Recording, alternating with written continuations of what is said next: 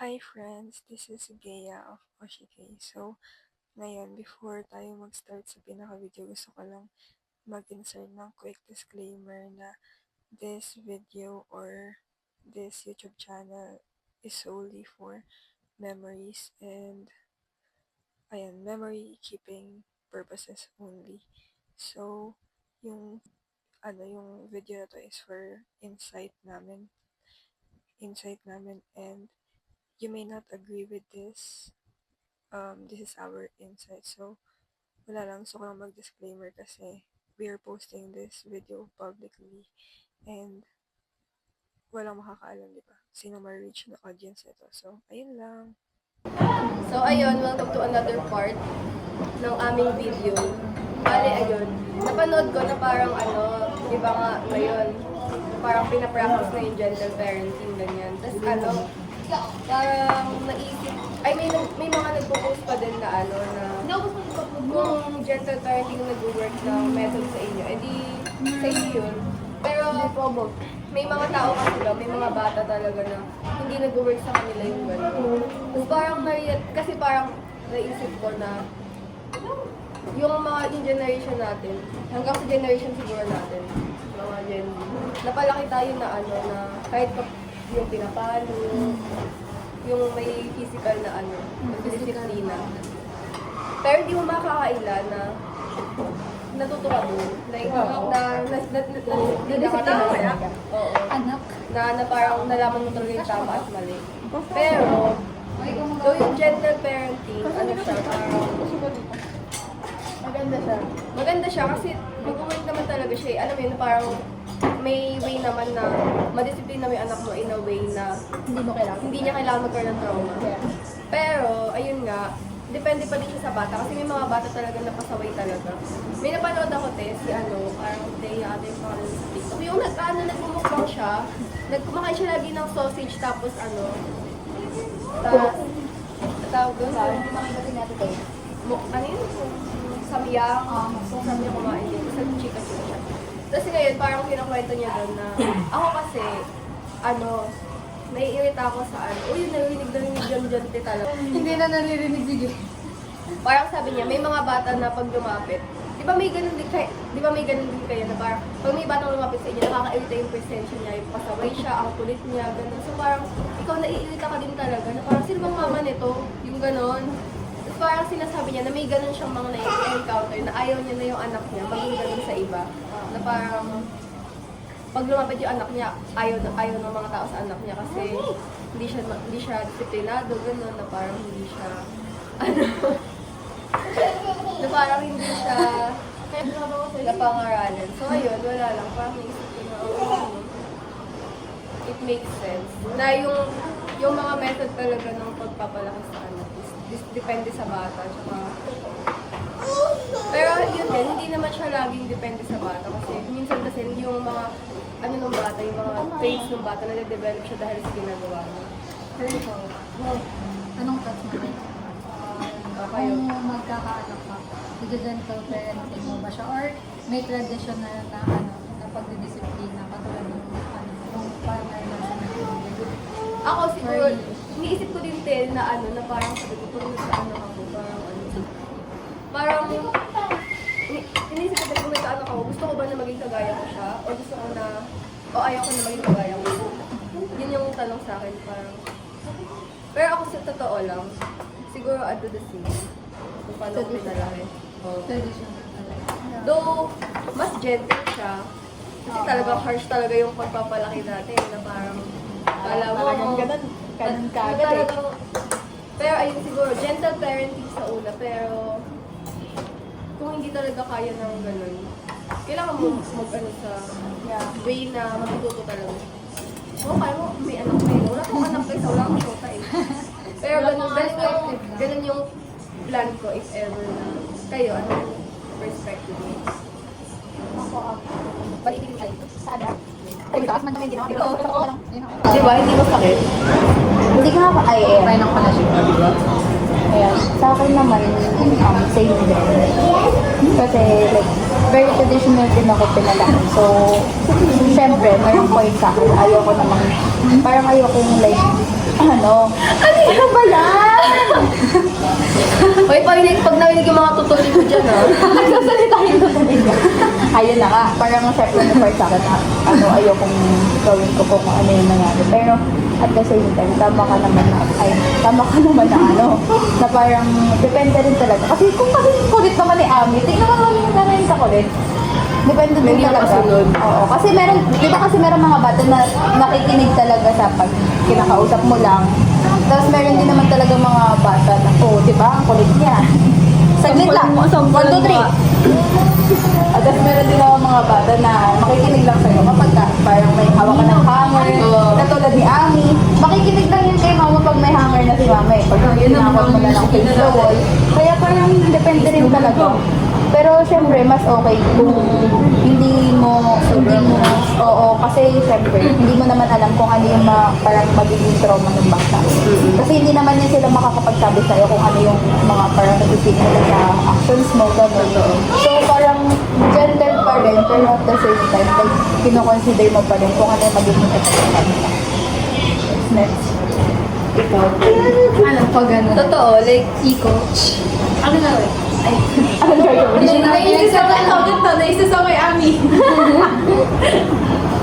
No, may hanger ko naman. ano, basta gender parenting. Like, tingin mo kung magkakaano. Paano Gentle parenting ka or traditional Na na discipline. Ay, hindi. traditional. Why? Sige ako. Why na traditional? Bakit traditional? Ami, ako to. Ewan ko kasi parang hindi ko hindi yung gender parenting. Siguro ano, may part na ano, na syempre ako nakulang sa kanila kasi na parang nag-trigger yun sa isip, diba? Like, pero kasi kung hindi ka talaga, like, pero hindi naman kasi kung magiging burden. Yung may takot sila sa'yo, gano'n. Yung parang matatakot sila sa'yo. Kasi dun pa lang alam na nila pag kapag sobrang ginagawa nila. Diba? Like, it's short, but Wow! ganun. Okay si Charlie. Pero ano, hindi ako Kaya mo parang thoughts mo kung if ever na magkakaanak ka. Like, anong, Gentle parenting sa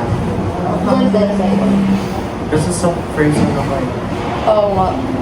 Ayun na, like, hindi ko lang kaya manakit lang Oo nga. physical, yung nararamdaman physical. Kahit na gano'n ginawa sa akin. Ay, wala lang, kaya ko lang siya parang sa, ano, kung kaya naman ang gentle parenting, gentle parenting. tama. Pero syempre, kung hindi talaga kaya disiplina sa gano'ng paraan, patikin. Patitigin ng hanger. Basta wala, yun lang. Ayun ko na talaga nananakit. Kasi kapag ka nanakit ako, naiiyak ako eh. Tsaka yung ano rin, yung like, pero gusto ko rin may lakad sa kasi nga diba, pag nasanay silang kaya ka nilang ano eh, kaya ka nilang Masunod. makakonsider Yeah. Totoo yun. May mga bata na pinapasunod yung magulang nila eh. Alam mo yung pag hindi sinunod yung gusto nila, mag-tantrums, ganun, mag-ano. Ba't ganun ka mag-tantrums? Parang hindi naman gano'n. Parang ka lang ano, yung lobo na Parang hindi naman Eh, sa mall? Oo. Tapos ako best. Ay, so, ayun. Si ano yan. Sa akin, gentle parenting kasi soft din akong tao. Ayoko din na lang naman. Hindi ko siya kaya. Tapos, parang, minsan kasi, siya na talaga yung nakita. Oo. Na parang kasi ganun din siya, parang soft.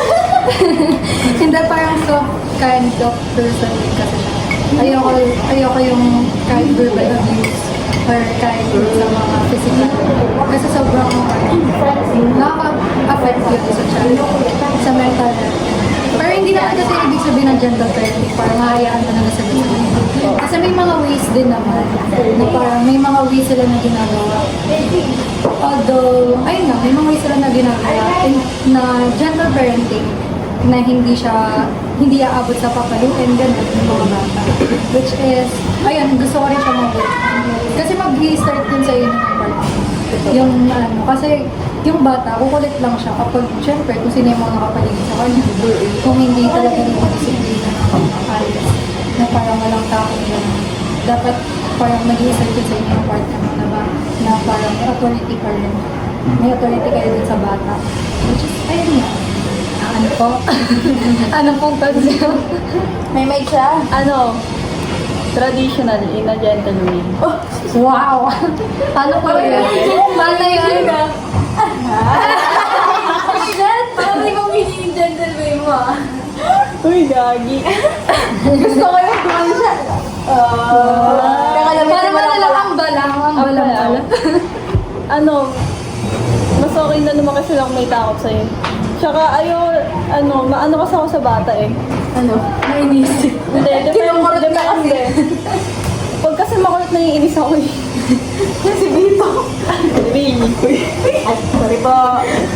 Vito Cruz. Dito ko yung LRT.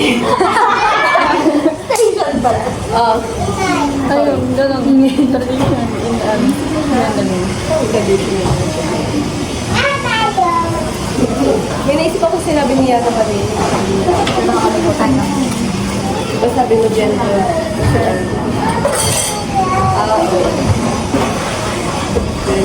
Naalala ko na kasi ata, naisip ko na,